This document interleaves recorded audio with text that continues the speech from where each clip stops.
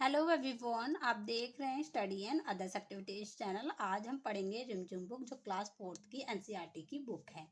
इसमें आपका चैप्टर है 14, जिसका नाम है मुफ्त ही मुफ्त। हमने फर्स्ट पार्ट में इस चैप्टर को समझा था। अब सेकंड पार्ट में हम इसके क्वेश्चन आंसर्स करेंगे। तो देखिए, यहाँ पे आपका फर्स्ट क्वेश्चन है, तुम्हारी समझ से प्रश्न खा हर बार भीखू भाई कम दाम देना चाहते थे, क्यों?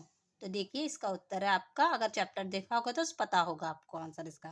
तो इसका आंसर है, हर बार भीखू भाई कम दाम देना चाहते थे क्योंकि वे बहुत ज्यादा कंजूस थे। तो आप इसका आंसर सिर्फ ये भी लिख सकते हैं, क्योंकि वे बहुत ज्यादा कंजूस थे।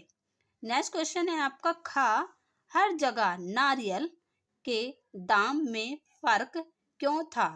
तो देखिए, इसका उत्तर होगा, जहां नारियल की खेती होती है वहां अर्थात नारियल के बगीचे में नारियल सबसे सस्ता मिलेगा। बाजार तक जाने में उसकी कीमत बढ़ती जाती है और बाजार में पहुंचते ही उसकी कीमत सबसे अधिक हो जाती है। प्रश्न गा, क्या भीखू भाई को नारियल सच में मुफ्त में ही मिला, क्यों? तो देखिए बच्चों, इसका आंसर क्या होगा? नहीं, भीखू भाई को नारियल मुफ्त में नहीं मिला। इसे पाने के लिए उन्हें बहुत दूर पैदल जाना पड़ा, धूप में पसीना बहाना पड़ा और अंत में तो वह नारियल के पेड़ से गिर पड़े और उनके सिर पर एक बड़ा नारियल आ फूटा। यही हमने पढ़ा था ना बच्चों चैप्टर में, तो वही चीज यहाँ पे लिख देनी है आपको। अब नेक्स्ट क्वेश्चन है आपका, प्रश्न घ, वे खेत में बूढ़े बरगद के नीचे बैठ गए। तुम्हारे विचार से कहानी में बरगद को बूढ़ा क्यों कहा गया होगा? तो बच्चों, इसका आंसर क्या लिखेंगे आप? बरगद का पेड़ बहुत सालों से अस्तित्व में होगा, इसलिए इसे बूढ़ा कहा गया है। तो बच्चों आगे देखिए, भीखू भाई ऐसे थे। कहानी को पढ़कर तुम भीखू भाई के बारे में काफी कुछ जान गए होगे। भीखू भाई के बारे में कुछ बातें बताओ। तो आपने कहानी अगर देखी तो आपको काफी बातें उनके बारे में पता चल गई होंगी। जैसे का उन्हें खाने पीने का शौक था। अब खा में आप क्या लिखेंगे? वे बड़े कंजूस थे, आप ये भी लिख सकते हैं। और क्या लिख सकते हैं आप? उन्हें नारियल बहुत पसंद था, ये लिख सकते हैं आप। वे कम से कम पैसों में नारियल पाना चाहते थे, ये भी लिख सकते हैं। और क्या लिख सकते हैं आप? वे बातें बनाने में बड़े होशियार थे, आप ये भी लिख सकते हैं। अगर आपको कुछ और इसमें चैप्टर में पता चला है तो आप वो भी लिख सकते हैं इसके अलावा।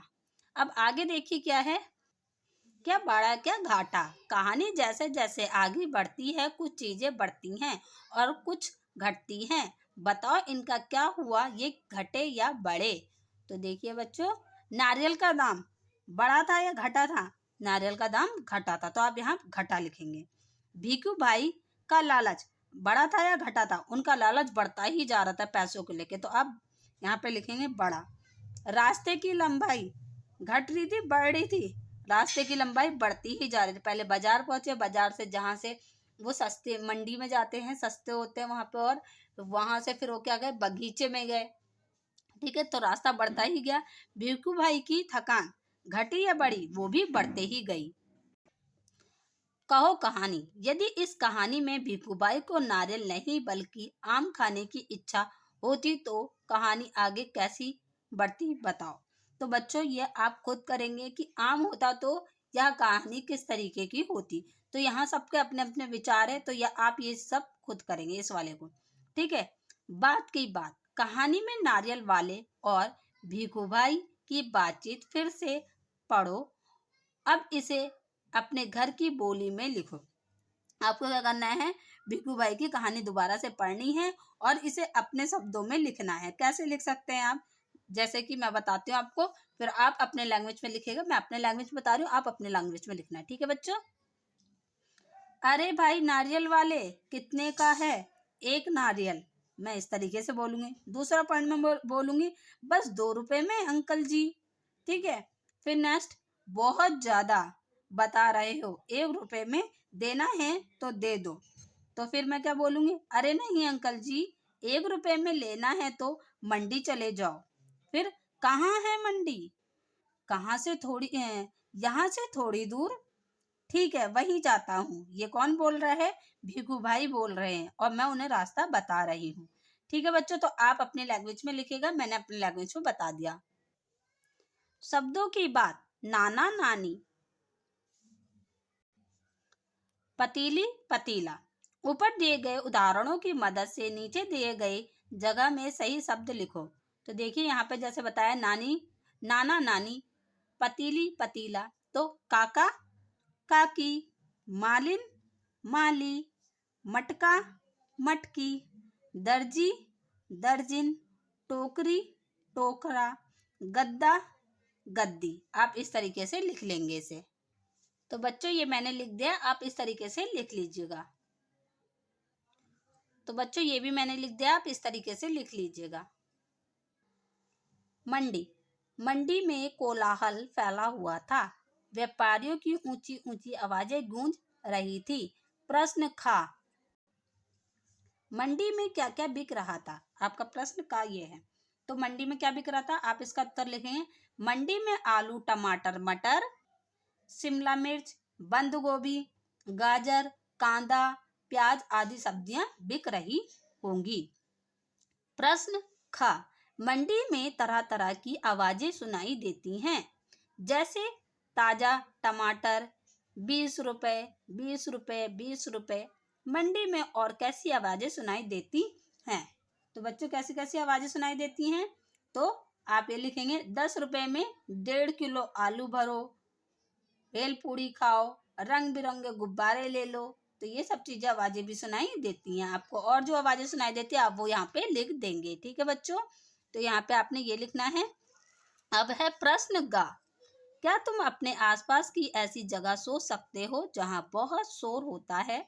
उस जगह के बारे में लिखो। तो बच्चों आप सोचेंगे, लिखेंगे, मैं इसका प्रश्न उत्तर बता दे रही हूँ, आप अपनी लैंग्वेज में लिख लीजिएगा। मेरे घर के नजदीक भवन निर्माण कार्य चल रहा है। वहां से तरह तरह की कर्कश आवाजें आती रहती हैं। कभी ड्रिलिंग की, कभी पत्थर घिसाई की, कभी ट्रैक्टर की, कभी भारी चीजें उठाते हुए श्रमिकों की जोर से आवाजें, और बहुत सारी आवाजें सुनाई देती हैं। तो आपके आसपास जो हो रहा होगा तो आप वो चीज लिख देंगे। मेरे तो वाकई में पड़ोस में किसी का घर बन रहा है तो उसमें बहुत ज्यादा आवाजें आती हैं, इसलिए मैं रात को ही वीडियो शूट कर पाती हूँ, क्योंकि रात को काम नहीं होता है। गुजरात की झलक। प्रश्न का। मुफ्त ही मुफ्त गुजरात की लोक कथा है। इस लोक कथा के चित्रों में ऐसी कौन सी बातें हैं जिनसे तुम यह अंदाजा लगा सकते हो? तो बच्चों इसका आंसर आप लिखोगे, इस लोक कथा के चित्रों में भीखू भाई का पहनावा दिखाया गया है। मंडी में बिक रही चीजें जैसे बटाटा आलू कांदा आदि से पता चलता है कि यह कथा गुजराती है। पुरुष के नाम के साथ भाई और महिला के नाम के साथ बेन लगा हुआ है। इससे भी अंदाजा लगाया जा सकता है कि यह गुजरात की लोक कथा है। आगे देखिए प्रश्न खा। गुजरात में किसी का आदर करने के लिए नाम के साथ भाई, बेन बेन यानी कि बहन जैसे शब्दों का प्रयोग होता है। तेलुगु में नाम के आगे गारू और हिंदी में जी जोड़ा जाता है। तुम्हारी कक्षा में भी अलग अलग भाषा बोलने वाले बच्चे होंगे। पता करो और लिखो कि वे अपनी भाषा में किसी को आदर देने के लिए किन किन शब्दों का इस्तेमाल करते हैं। तो आपके वहाँ जैसी भाषा का यूज होता है आप वो यहाँ पे लिखेंगे, तो ये चीज भी आप खुद ही करेंगे।